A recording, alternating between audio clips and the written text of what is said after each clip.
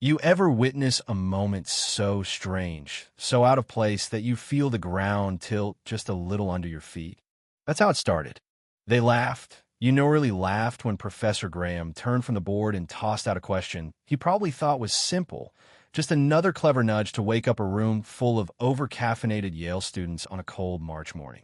How many pairs of whole numbers, when squared and subtracted, make 2023? He said, grinning. The class fidgeted, some half listening, some scribbling equations like they actually stood a chance. Julian, top student, leaned back, arms crossed, sure as ever. Nobody spoke. Then it happened. A voice so soft it could have been the wind sneaking through the ancient window panes. "For pairs," the voice said. For heads snapped up. You know what I mean? There's a weird energy when grown people hear something they know shouldn't be possible. The professor stepped to the window, peered down in there. Standing on tiptoe outside was this tiny kid, bundled in a tired old denim jacket, clutching a candy basket. Face dead serious. No mischief, just focus. "What's your name?" Graham asked. "Miles," the boy said, eyes unwavering. "And how do you know the answer?" Graham pressed, trying not to sound like he was talking to a ghost. The boy shrugged. "Because when you square numbers and subtract, it's the same as multiplying their sum and difference. I tried every way you could split 2023 in my head." The class snickered, thought it was some prank, but Graham?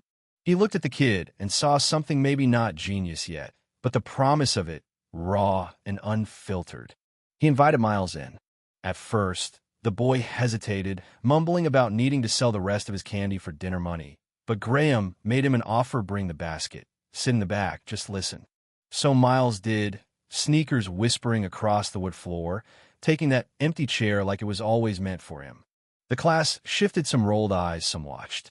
Julian looked irritated.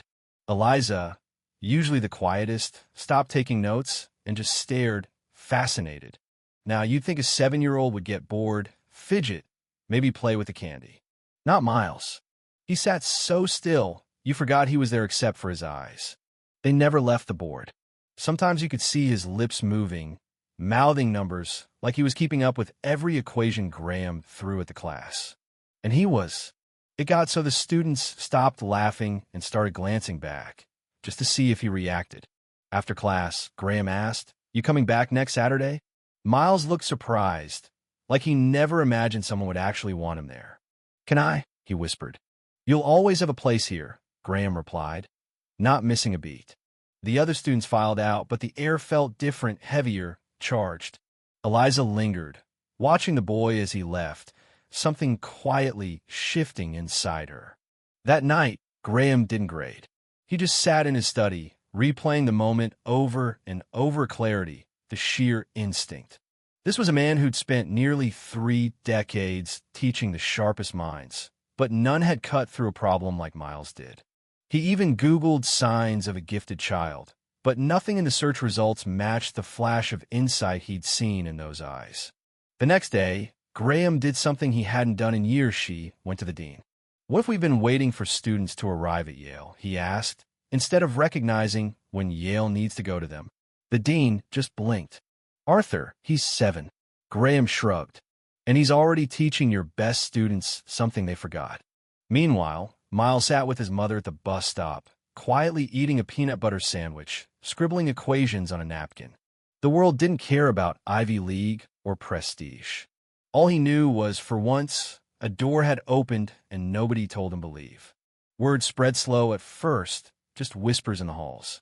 "Did you see the kid?" Solved the warm-up faster than Julian. Some dismissed it, but those who were there, they knew something unusual had cracked open. Next Saturday, Miles came back. Same jacket, same shoes, but this time there was a buzz. Even Julian, for all his bravado, stayed quiet.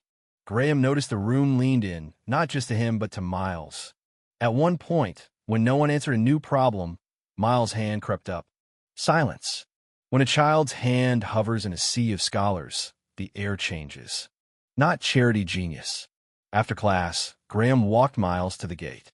The boy talked about candy flavors, echoes, and old buildings.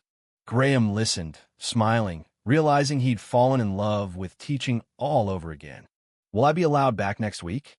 Miles asked. Graham didn't hesitate. You'll always have a seat, not because you're a student, but because you remind us how to keep learning. The back row became sacred. No one else dared sit there. Miles brought colored pens from Eliza, a book left anonymously. Julian even shifted a few rows closer. One day, Graham posed a question about mathematical intuition. Numbers hop, Miles said from the back. It's like skipping rocks across water, some splash, some glide. The class stopped competing and started listening. One Saturday, Graham brought in a guest from Cambridge, Dr. Renner. Sharp, strict, pure academia. She gave a problem about palindromic primes. Silence. Then Miles' soft calm. It loops back like a spiral that folds and keeps moving. Dr. Renner sketched his answer, then said, "That's better than my model." The room changed. Graham watched her, and she whispered, "Don't lose him." The weeks passed. Miles' questions grew stranger, more beautiful shapes instead of equations, loops that never repeated. Eliza started reading poetry to him before he drew, said it set the path. Scholars began to show up not to teach, but to watch him think. He's mapping the topology of thought, someone said. The class called it Miles's question. It wasn't just a puzzle, it was emotional, precise, alive. Then, one morning, the whiteboard was blank. Miles was gone. Eliza handed Graham a folded paper, a map, directions to Shepherd's Field. Graham opened the board, waited. Students brought questions, memories. No one solved anything, they just listened. The Miles method, they called it. In the back seat, still reserved. Soon, schools across the country received chalkboards, always with a photo of the boy outside the window. 3 words, let them draw. Children filled the board spirals, faces, dreams.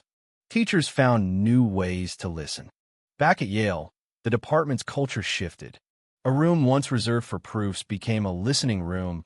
People sat, wrote questions that couldn't be answered, and left objects, not solutions. A feather, a broken pencil, a stone with a spiral. A mother wrote the university, "Whoever made that room, you met my son before I could." They framed her message. And Miles? He faded from campus, but his echo lingered everywhere. A myth, a method, a new kind of reverence. Whenever anyone asked, "What matters?" students said, "I'm going to the window." And the lesson wasn't about math, not real. It was about leaving the door open for the question, about making room for wonder, about remembering that sometimes the bravest act is just to draw the question and listen, even if nobody's watching. So if you were there, would you have recognized him? Would you have laughed? Or would you have leaned in, waiting for the whisper from the window? That's the challenge, you know. Not to solve, but to begin. Because every time a new hand picks up the chalk, the story continues, and Miles, wherever new questions begin, he's listening.